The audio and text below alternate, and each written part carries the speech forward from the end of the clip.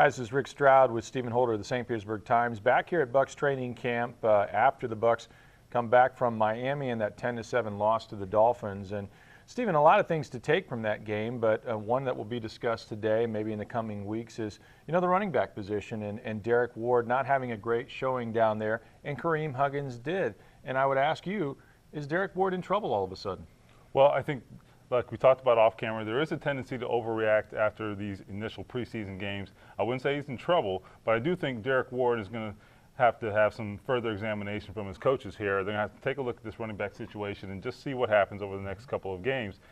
20 yards on 12 carries, too many negative runs especially. I think, that's something that really stalls an offense during the regular season, ends drives too quickly. You don't get into a rhythm, so you just can't have those. Right. And they had way too many of them.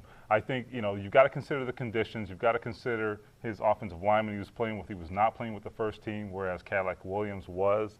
So there are so many factors taken into account here. I don't necessarily want to bury Derrick Ward here just yet, and I don't think his coaches will either. But right. They're going to take a long look at things, given the fact that Kareem Huggins was so effective, and he does add a burst and a different dimension this offense doesn't have, and I think that's what makes him unique and makes him interesting, and we'll have to take a look at that. On the other side of the ball, Rick, we certainly saw a lot out of the cornerback position, which is one where there's going to be some competition. What did you take away from that? Well, I think E.J. Biggers, who's a seventh-round pick last year and was actually doing very well. In fact, Mark Dominic, Raheem Morris kind of mentioned him in the same class, if you will, of Sammy Strouder, who was a seventh-rounder, and we know Sammy had a great year as a rookie. They thought E.J. was headed there as well.